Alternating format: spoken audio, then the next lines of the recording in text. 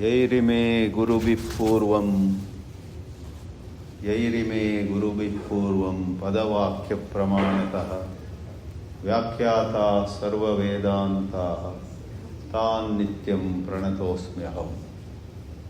I bow down before the timeless lineage of the teachers of the Vedanta who made the message of Advaita very clear through scriptural authority, through logic, and through their own experience.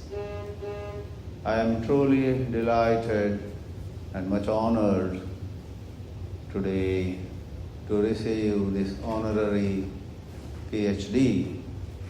from the Yoga University of the Americas, from the divine hands of Guruji, Shri Yogi Hariji, who is also the Chancellor, in the company of the President, Dr. Manoharan, and our own revered Dr. Yogi C. Devaraj, and all of you, dear sisters and brothers. It is indeed a matter of joy for me.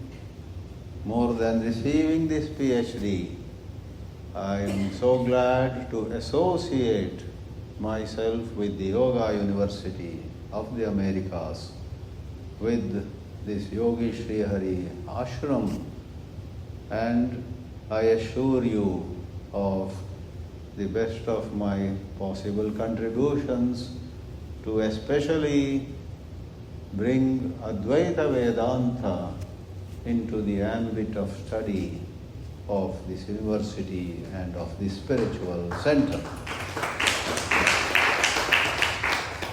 Advaita Vedanta to me is the pinnacle of human thought. In fact, essentially, it takes us above thought. Word and thought, they say, cannot touch the truth. I will not sprinkle too much of Sanskrit here, that may be a bit difficult for many of you, but there is a celebrated mantra in the Yajurveda, in the Taittiriya Upanishad, much quoted by Vedanta scholars. Yato vacho nivartante aprapya manasa saha. What it means is that supreme truth, upon knowing which we get totally liberated, is something which neither speech nor thought can touch. Speech and thought attempting to touch that highest reality, it is expressed in a dramatic way, return empty-handed. Yato vacho nivartante manasa saha aprapya. And that is Brahman, the highest truth.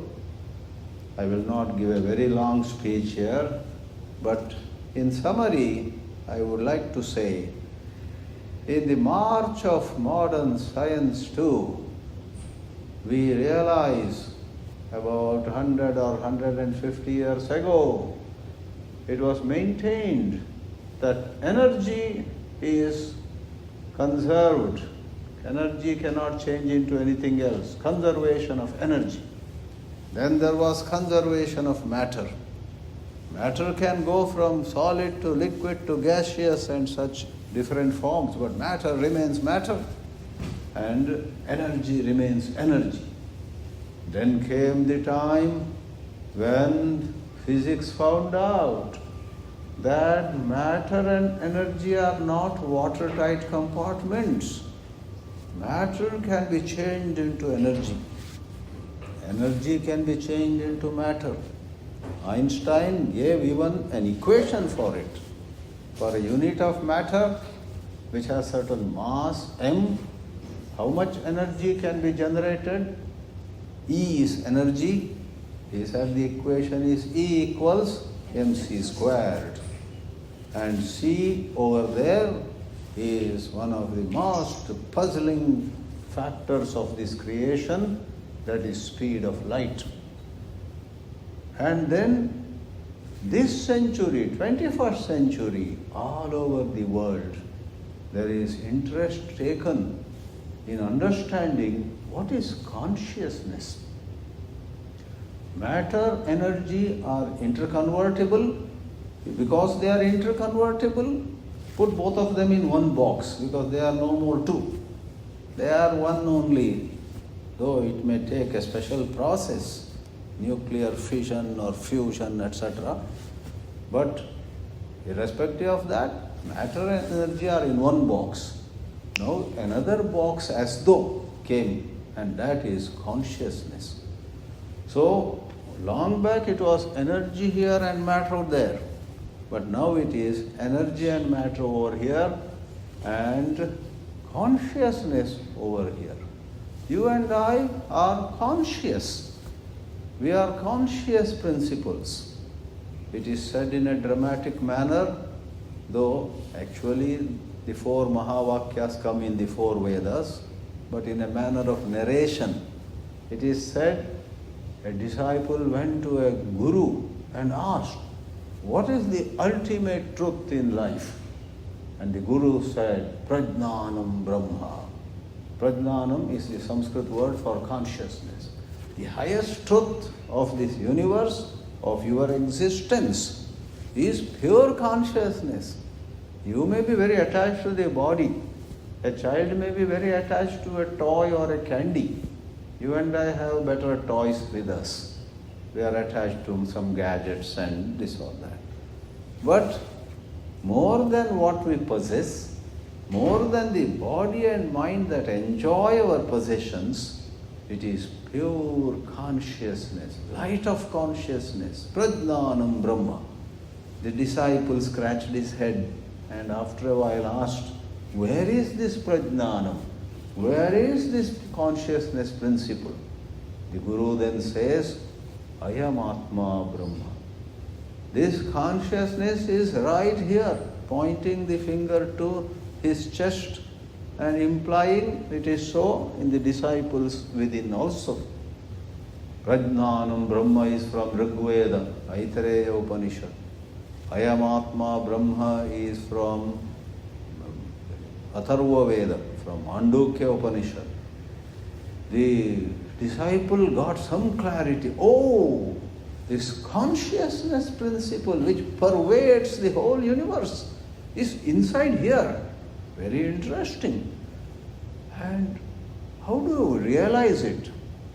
In the Samaveda, in the Chandogya Upanishad, the Guru says, Tattvam Asi. You are that.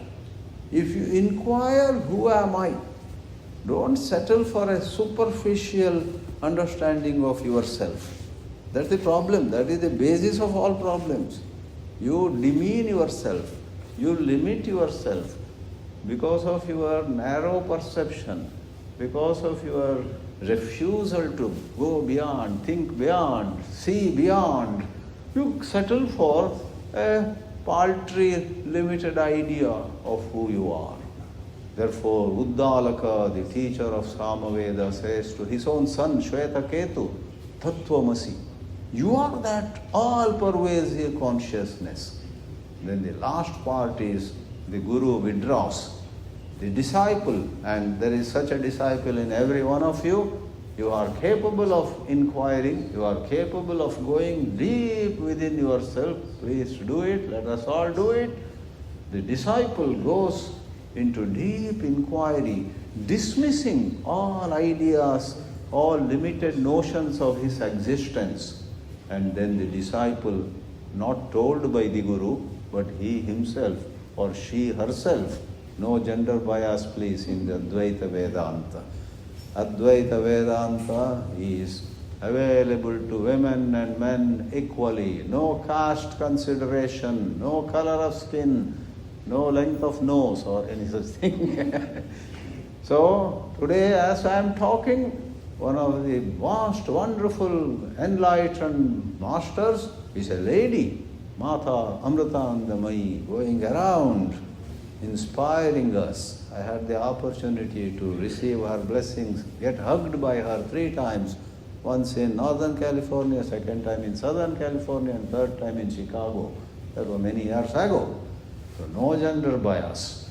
So the 4th Mahavakya, great statement, is when the disciple himself or herself says, Aham Brahmasmi. I indeed, oh my God, can't believe, I really have no limitations. Let the body fall sick. Let the body get cancer. Let the body die. Let my image in the society go to dogs. Let people say I am a criminal. Let people say I am worthless. What people say, what thoughts say, what propaganda is made has no bearing on the truth of my existence. Lastly, friends, this truth is not separate from this whole universe. A certain physicist who lives in Bay Area in California says that this consciousness is like a weaving machine, loom. There is a word loom, the fabric is made. To make a cloth, weaving machine. Saris are made. Go to Banaras, Varanasi, and hand weaving machines are there. I have personally visited the houses, small huts, and there is an old man. Day and night he works. Day and night meaning at his leisure. Anytime he wants to rest, he rests. Then again gets up, some food he takes, again weaves. And amazing silk saris are made. The sari is the product. The weaving machine with the threads is the source. Now in the illustration, the sari is different, threads are here. But all that is limitation of the illustration. The author of a new book, Your Quantum Self, says when you realize who you are, you not only find that the universe rises in you and subsides in you, you realize that every moment you are the universe. He adds another aspect, another element, another dimension to that illustration. You are the quantum loom, the weaving machine with infinite possibilities, and you yourself are the fabric that comes out of the loom, and he calls it the fabric of space and time. Space and time at one time was considered the ultimate in understanding. Everything is in space and time. But Advaita Vedanta says space and time are an appearance, are an expression of something deeper.